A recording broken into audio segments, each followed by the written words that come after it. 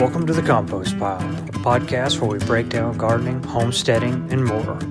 Join your hosts, David Poole and Aaron Barnhill, as they pile up information and break it down so that you can be more successful in the garden.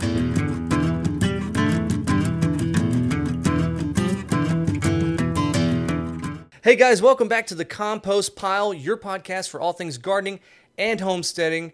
We have an exciting episode for you today, and with me as always is my co-host, David Poole, owner of Mid-County Farm and Feed, my expert, your expert, and he's going to walk us through summer crops. Hey, what do we need to know about summer crops, man? First, we got to know about what we can actually plant and why we might want to plant a summer crop, I think. Yeah. You know, I always try to be an advocate of having something growing year-round. It's like, I feel like growing up, selling plants for so long, there's spring and there's summer. Yeah. And most of the things that people can grow in the summer, they do plant. But I don't think that not enough people realize they're trying to grow all this stuff at one time, and they can separate out their space and use things that can take the heat and that will actually thrive more in the heat and grow them when other things are falling out. Yeah. So, you know, right now we're still growing tomatoes. We're still growing a lot of things. Do you have any tomatoes on the vine right now, or I just have flowers? But I got lots of tomatoes. Wow. You know, we got a little soil test series going on the channel right now, where we've got like 8 different potting mixes, or different soils going. Yeah. And crazy enough, the most expensive one has blossom end rot, which we talked about in the last episode. Yeah. So I thought that was really wild. It had calcium supplement in it, and it still has blossom end rot, but that just goes to show you watering makes a huge difference. So so I've got a lot of tomatoes, but I got to start thinking about what am I going to do with my space as those begin to die down. Yeah, because it gets way too hot for tomatoes in the summer, right? Yeah, or too intense of sun, really. And the plants will still go for a while, but they're going to stop setting fruit.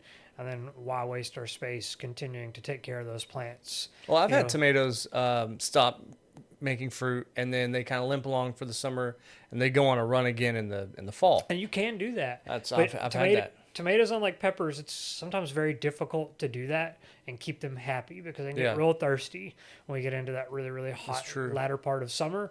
So a lot of times it's easier just to start over with new plants. Mm-hmm.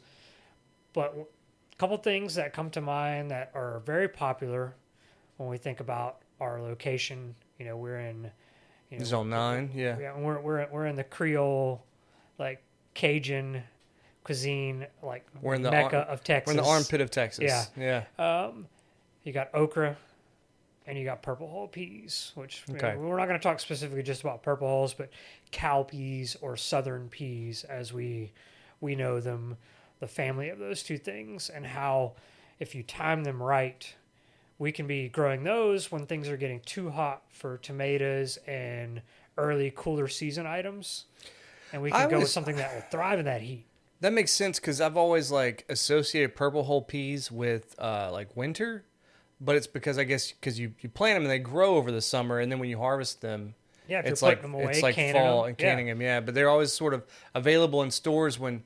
You know, when you go to the grocery store and there's always like a horizontal cooler that looks like it's from 1960s, and there's a bunch of bags of purple hull peas in it. Yep. Yeah, that's where I see those. I see it like around November. So I've always associated it with that.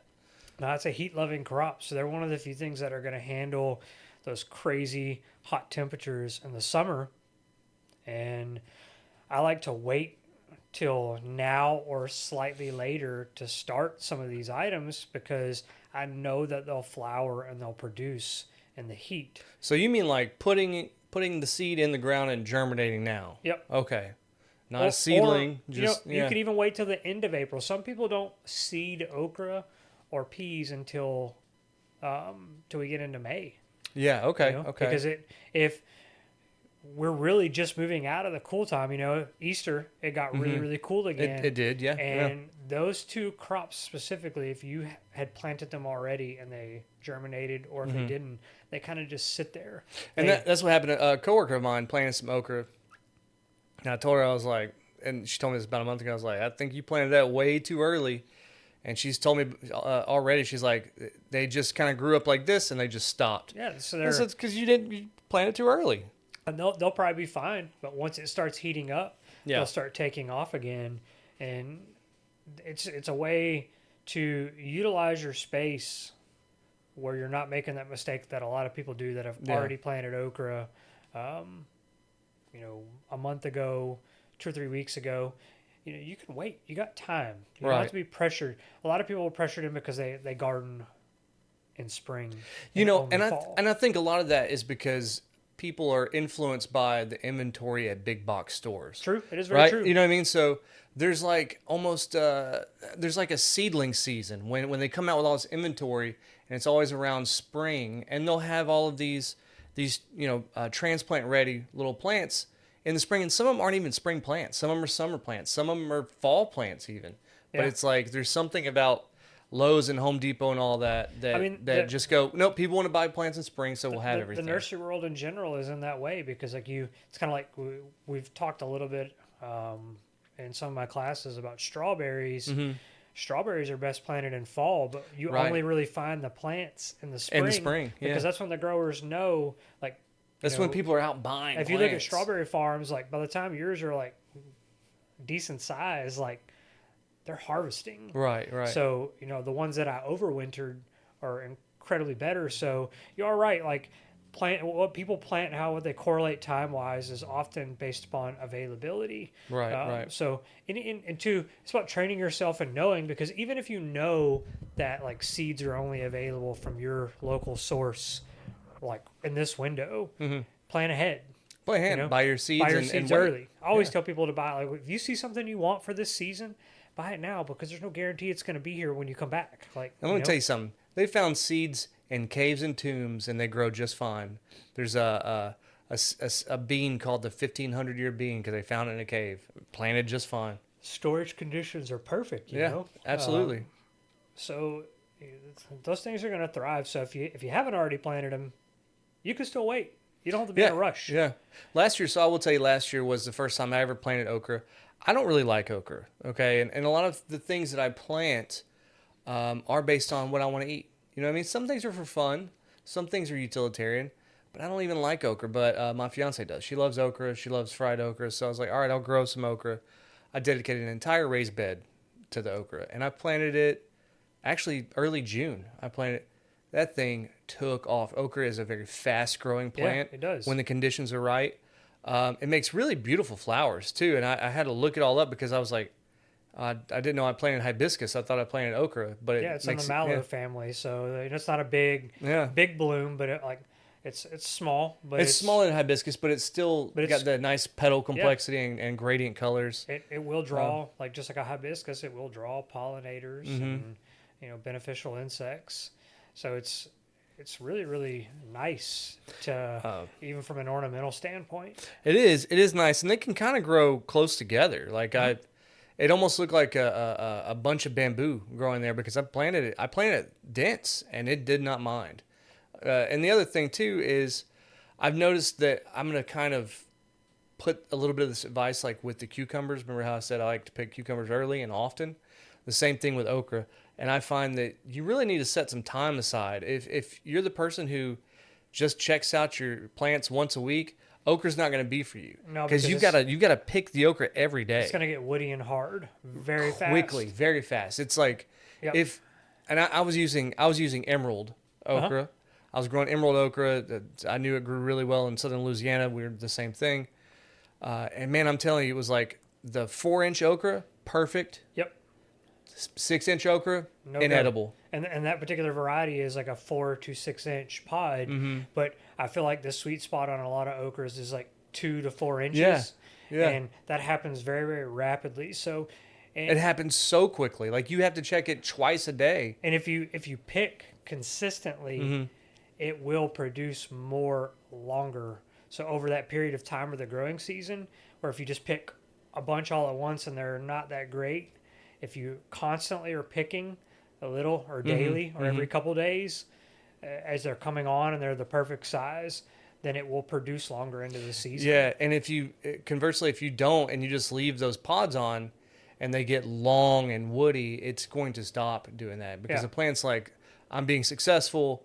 a lot of my seeds are going to make it to the ground, right? I'm being really good. I'm growing these pods, but every time you pick it, it's almost like an animal comes by and eats a pod off, and the plant has to replace it. So it gets those signals, and it will be more prolific. So yeah, it's really interesting how they work. You know, one of the it's all, I feel like okra's a pretty, outside of like picking it at the right time, like knowing that you have to be super vigilant, like it's a pretty beginner friendly crop. It is, yeah. It doesn't require a lot of inputs, and if you take any of the advice that we've given in any of these podcast episodes, if you're taking care of your soil, you're not going to have to take the traditional approach of like supplying quick release nitrogen to it like farming does a lot of times. It actually doesn't need a whole lot of nitrogen. Well, I thought I did. I've always heard that okra is really heavy nitrogen feeders because it's primarily a green growing crop, but it grows so fast, like you don't need to keep supplying it after your plant reaches height. Okay, you really don't need to. Feeding nitrogen is not going to produce more okra. Right, it produces more stalk. Right, right. And if you overfeed nitrogen, then you might get a lot of green growth and not a lot of production, or not a lot of flowering growth. That's common with a lot of plants. But like when you're taking a natural or organic approach, which is the way that we teach and the way that we strive to learn more, like taking care of the soil, I don't have to use heavy nitrogen feed in the times I planted it. It's done incredibly well with next to no inputs other than just my normal feeding regimen. And I'm not saying that works for everybody, because everybody's soil is not equal. It's not the same. But I think if you're being very soil focused, you can grow it without a lot of nitrogen input. And it's also just a really fun plant to watch grow, especially if you're a beginner. You get those sort of you don't get a delayed gratification. It's pretty instant. You plant it, and if the time's right in the year, it's just going to take off. And every day you're going to see new growth. Yeah, and it's exciting when the blooms start happening. They're very pretty, and then when you start getting the fruit, it gives you something to do. You got to pick it all the time. It is a really engaging. It's a good learning plant. It's just not so great to eat, in my opinion. I'm just saying, it's not so great to eat. I like fried okra. And I will do a little side tangent here. This is what I'm supposed to do, is these side tangents. But I saw a post in one of these food groups the other day that was like, what doesn't belong in gumbo? And at least 15 people said that okra doesn't belong in gumbo. And I hate okra, but if you say that okra doesn't belong in gumbo, you're just dumb. Do you know what the French word for okra is? No. Gumbo. No. Like gumbo means okra. It literally means okra. So it's just, I don't know, it's just a little hot take for me. I don't put okra in my gumbo, but I'm not going to say it doesn't belong. That's a little... Yeah, I mean, to each their own. It just... anyway, rant over. We could continue. If you are going to plant okra, I think you need to make sure you do your homework on your varieties, because you can put yourself into a little bit of trouble if you don't pay attention. There's a lot of varieties, too. Yeah. So the number one asked for variety of okra for as long as I've been in the gardening world in this area is what's known as longhorn okra. Okay, yeah, Longhorn okra is like, to me, it's like the myth of the okra world. It's like the high status, huh? It's what certain cultures really want, but there is no commercially grown seed for it. So it's a generational. So it's like it's an heirloom, you mean? Yeah. Yeah, and like 2000, and there's like dwarf varieties and there's regular varieties. So in 2000, early 2000s when I started doing this, we used to buy probably about like anywhere from 60 to 90 pounds of longhorn okra seed. We used to buy like a feed sack or two full of it, and we would go through it. But people were planting row gardens still more than right. So a lot bigger scale planting was happening. Now we're lucky to get like 2 to 5 pounds a year, and so it's like this commodity, but it's a very flavorful okra, and like it's one of the only long pod varieties that is easy to pick without getting super woody. Yeah. But if you don't have the dwarf species, and even if you have the dwarf species, it gets very tall. Like, sure. Some of the regular varieties are 10 foot tall. So you're tying something to it to pull it down to harvest. And the commercially like similar varieties, cowhorn, it grows like a curved long pod. And that's the same way. It'll get 10 foot tall. So if you don't pay attention to what you're doing, you might plant a variety that gets really, really tall. Yeah. I'm kind of lucky. I planted that emerald variety last year, and it got about 7 feet tall. Yep. And that's manageable. I'm a 6 foot tall guy, so I can reach like 8 feet, I guess. You got to account for that if you're planting in raised beds, though. Because, you do, yeah. So it was tippy toeing. I was tippy toeing while I was planting. It's also there's kind of like some sticky hairs all over it. So some okras are spineless. Okay. The emerald is a spineless variety. It was spineless. It didn't have a lot of spines, but it was still irritating. Yeah. Right. Yeah. So when I would go out and pick my okra, I would be in something just like this, where it was a long sleeve, like a hoodie. That way it wouldn't irritate, because those little hairs get all in your forearms, and they will irritate you. Like the Clemson spineless is a real popular variety, like alongside that, the velvet. Another old heirloom that does really well, that always attracts people's attention, is burgundy. So is that the red okra? Yeah, so it's purple. When you cook it, it turns green. It's very, very good. Grows very similar size to the velvet and like the Clemson and other varieties like that. There's some Chinese varieties too. I've seen in some seed catalogs, and they're various different colors. I just don't know anything about it. Yeah. But there's lots and lots of different okra cultivars. Yeah. It's a great plant, and I think it's easy, and you either love it or you don't. But I mean, I encourage people, even if you don't like it, if your garden's going to go bare, even if you don't pick them, grow some, because okra grows a nice taproot. It does. It's kind of aerating your soil, right? So you can use it as a way to help break up soil that might sit there and become compacted over a dead season. And summer can be rainy, so we're getting a lot of rain and nothing's growing. So there's nothing keeping the soil from compacting. Okra is a good way to help with that. Yeah, that's funny. So in an earlier episode, I was asking you some soil questions, and I was asking you, what do we do with old plant roots that are in the soil? And you just said, just leave them. And that was actually, I was asking that question about my okra last year, because when they were done, I just cut them off at the stalk. But because I pulled one out, I was like, dang, that's a long taproot. Yeah. So I didn't know what to do. I didn't know if I should pull these out to maintain my raised beds, or leave them. I cut them low and cover them with some soil, and most of the time they're not going to grow back. I do that with most plants, trying to leave the root system to decay and feedback, give back to the soil. Yeah, because there's already an environment around that. You got fungi in there. If you're taking good soil practices, and all those things help keep your soil healthy, keep your plants healthier. And eventually it will just compost itself. Yeah, it's going to break itself down. That's pretty cool. And then they're going to move on to the new plants and grab a hold of those. So it's super cool. So what about, I think we got a pretty good idea about okra and why we should grow it and the benefits of it. So what about the other hot summer crops you mentioned? So peas, not like your green peas, but purple hulls, black eyes, what's also known as like cowpea, which would be like a Crowder pea. Okay. And what's the difference in peas and beans? Peas, they're both going to grow in a pod. They're both going to look very similar. Yeah. I mean, ideally overall, they're all legumes in a sense. But peas specifically are nitrogen fixers. Okay, so, peas are nitrogen fixers. Okay, not beans. Okay. I don't know. Maybe beans are, but I always associate. I know nitrogen. Purple hulls are nitrogen fixers. That's so. All of your peas essentially are nitrogen fixers, and we talked a little bit about fertilization earlier. Mm-hmm. It's one of the reasons why you don't feed peas high nitrogen sources. That's why I think they work really well in an organic environment, because you have nitrogen, but it's slow release. It's a little bit.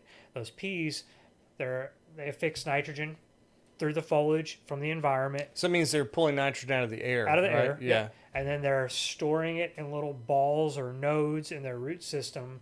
And whenever that plant finishes its life cycle and those roots die, we talk about leaving roots, then that nitrogen, bacteria are going to help break that down. And then now you're feeding the soil. Huh. So even if you don't like purple hulls, if you hate black eye peas, like the value of planting them versus just leaving the garden bare Yeah, during a yeah. season or leaving open space isn't worth it, in my opinion. They're so cheap to buy seeds. They're so easy to come up, and there's next to no care to it other than watering it, which is also helping you keep your soil intact and going. I don't see any reason why you wouldn't want to plant it, because for me it makes me more successful in the fall, because most of the things I grow in the fall are nitrogen feeders because Right. they're green growth. Cabbage, mustard, lettuce, they're all green. Oh yeah, leafy. that makes sense. So- they're not making fruit; they're making Yeah, leaves. so they're perfect to follow up to that summer crop. See, and this is organic gardening you're Yeah. talking about right here. This is trying to use best practices to grow things instead of pumping, your soil full of chemicals. Yeah. I'm not trying to be woo-woo or anything. Everything's a chemical, but it's just a smart way to do it. It's a natural way to do it, right? Yeah, and it's so because they're so simple, and I like to grow my peas on the edge of my beds. Like I'll do like bush variety, and you have vining. Most bush varieties of peas are semi-vining, so they're gonna be bush. They're bushy, but kind of but floppy they're gonna too, have yeah. some little short runners. Yeah. And often people are like, well, these aren't a bush. They're not like bush beans. They are gonna throw on some like little mini runners. They're like Right. semi-vining is what would be the right term to call it. But I'll put them at the edge of the bed and let them fall over the edge, just like I do my green beans or anything else on a bush variety to help maximize my space. And if I have a trellis, It also shades the sun off of the sidewalls of your raised beds Yep, too. it does. Yeah. and you'll get more production most likely out of a pole variety or a vining variety, and you could grow those up a trellis. You could also extend your season by growing a bush variety. That's going to give you a shorter production. Yeah. And you could grow a pole variety that might produce a little bit longer or take a little longer to produce. Here's a crazy question. Can you grow a pole pea on an okra? Yeah, you should be able to. I mean, Okay. essentially, it's a form of support. In a sense. little So, little symbiotic growing there. Yeah. I don't know. I've never tried it. Just I haven't either, but I don't see any reason why it wouldn't work, and I'm sure there's plenty of people. you have out a there that nitrogen do it. fixer and then a nitrogen dependent plant. Yeah. I don't know. I think we should try it. I think it's crazy. Well, when you do plant them, you definitely want to avoid heavy feeding, because if you feed too much nitrogen to anything in the pea family, then you're going to have all leaves, no peas. Okay, that makes sense. I love it when like some things come together for me. So it's nitrogen is used by the plant to increase its vegetative growth, Yep. primarily. And then when the plant switches over and puts its energy production of flowers and then into fruit, it's using something different, right? Yeah, like and so, like calciums and or like it could be flowering, could be potassium, like phosphorus. phosphorus. But if primarily your soil has too much or an excess of one thing, it can make other nutrients less accessible. Okay, And then in turn, you're not successful. So it's pretty cool. I would hate it if I grew a big pile of like bush beans and I didn't get a single bean. That would it just would be. it'd be frustrating. Yeah, yeah. That's those peas will grow throughout the season. There are a couple things that could happen, pest wise. We'll talk to that in a sec, but I'm going to circle back. Like peas too, you can plant them every 2 to 3 inches. Oh wow, So that's really crowded. close together. Yeah, That's where I plant my bush beans too. Like a bush variety, you can plant them very, very close. that's real dense. You don't because they're not a. It's not like when we think of bush, we think of like a shrub. Yeah, I think of a shrub. You yeah. think of a main sort of almost like a little tree, Yeah. and then it's got all the branches off of it. If you've ever grown green beans or peas, you know that they don't grow like very supportive, like erect shrubs. They grow like small bush size vegetation, but it's not going to grow straight up or like uniformly. It's going to kind of just be. It's not going to be like a all over the Japanese place. boxwood. Yeah, so a lot of times mine it'll just kind of be this little wall along, and I can pick up the foliage on one plant looking underneath, and I might be lifting up 2 or 3 plants, and they work really well together. They don't overcompete each other, and I can get a lot more out of a small space. There are varieties if you plant them tight there's a hybridized variety, or it's a whole series of southern peas called top pick. And it's basically most of the peas grow on the top of the bush. So you don't have to pick it up, and it's and then on sounds like it'd be a lot easier for old timers. You can use, right? You can get purple hulls that way. You can get Crowders, and you can also get cream peas. They're pretty cool. I just planted some out in, I think I did them at home. I can't remember where I planted them anymore, to be honest. Hopefully I'll know when they come up. But I planted zipper cream peas. They're a Crowder type pea, cream pea. Does that just mean that you can plant them closer together? Well, when you shell them, they're almost like a zipper, so they're really easy to shell. So very, very popular variety, very, very good tasting. They have a lower germination rate than a lot of others, just like typically, like no matter what year, but they're a great pea. Pea shelling can be a chore. You know? Not everybody's got a pea sheller at home. I know. Oh, there's a machine for. Yeah, you can get like a machine to do it, But if you're growing a lot, it's worth it. But if you're not, like, I find it pretty relaxing just to, I can sit down and I can do a little while, and then like I'll put them up in the fridge, and then tomorrow I'll do a little more because I got a window of opportunity to shell them before they dry completely out. And how do you want to pick those peas? You want to pick them when the pod's kind of like limber still, right, and young. And a lot of times, like on the purple hulls, if I remember how we picked them, they'll turn. The pods will begin to turn purple. Okay, that's why it's called purple hull, like the hull of a ship, right? And so you'll start to turn purple. But the peas inside are still green. Yeah. And then we'll pick them, and you'll be able to see on a pea. You'll be able to see the almost like the little nodules. That the peas are formed. When it's real flat or thin, there's not a lot in there. They'll be real tiny. And if you take it too early, and sometimes you get pods that look like they're mature, and the color has changed, and they're just small. And that's just like anything else. That means maybe it's overproducing, and you got some that there just wasn't enough energy for, which is not a big deal. But both these things, because you're consistently picking them, I find like preservation, freezing, that seems to be the number one. You could can them. You could pickle okra. You can can your peas. But if you're growing in a small garden, I find that like picking them, shelling them, and I just have like I've got I'll flash freeze them, and then I'll put them in my bag, and I'll freeze them, and I'll eventually once they're kind of frozen and I'm done picking, I might vacuum seal them. Sure. I mean, just kind of everybody's got their own method. I don't get too crazy. But I will tell you something about picking and kind of keeping the okra too.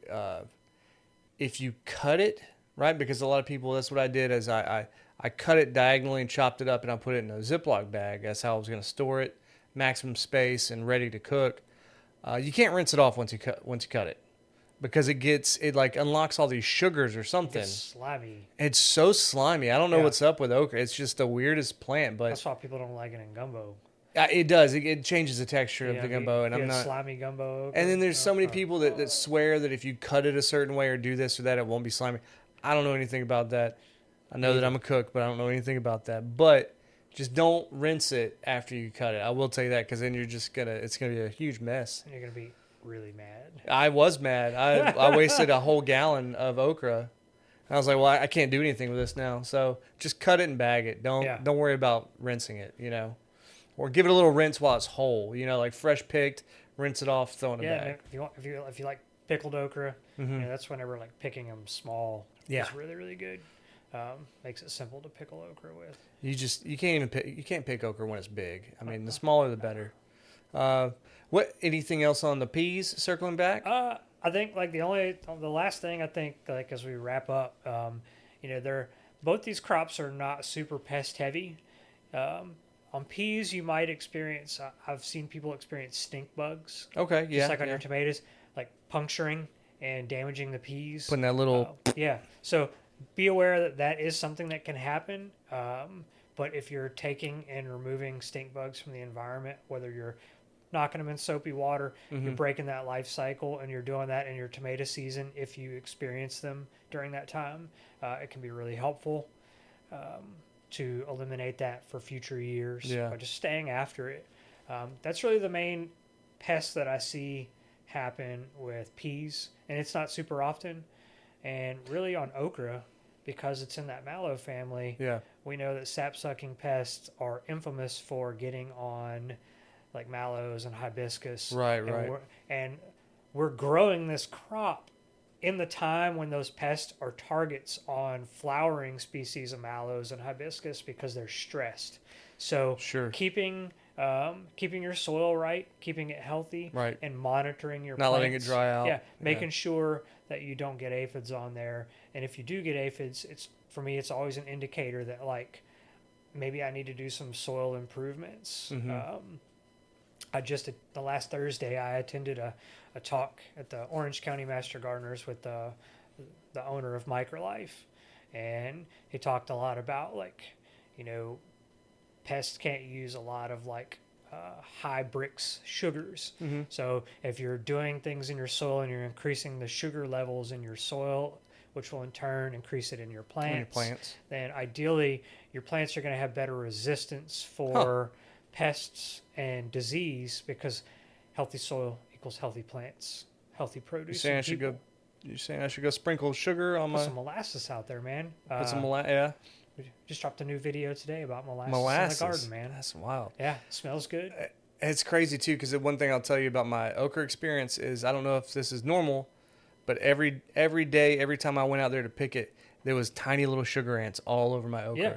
And they would make unbroken lines from the base all the way to the top, and they'd be on every branch and stuff. And I was like, you never see them messing up anything. No, they weren't messing up anything. They're just tiny little sugar ants. They did the same thing on my dragon fruit. When it flowered this year, they were all in those buds and flowers, and I was like, I kind of like seeing them, because I thought it was a turf war. I was like, maybe these little guys will keep other things away. So anyway, I think that's pretty much a wrap on these two things. So that's cool, man. If you don't plant a garden in the summer, put a couple of these items in there, water them, let them ride. Keep your soil you don't even have to healthy. you don't have to pick the fruit. Yeah. Just keep your soil going. Put some nitrogen and fixers in there. Yeah. Put some aerating crops. So these two fill both those voids. That's good knowledge. I've actually learned quite a bit. And it's right around the corner. You know what I mean? These summer months are upon us. So take David's advice, go out and get a few things, and just try. You know what I mean? They might die, but you're going to learn something. And I did mention, don't plant these by plants, only by seed.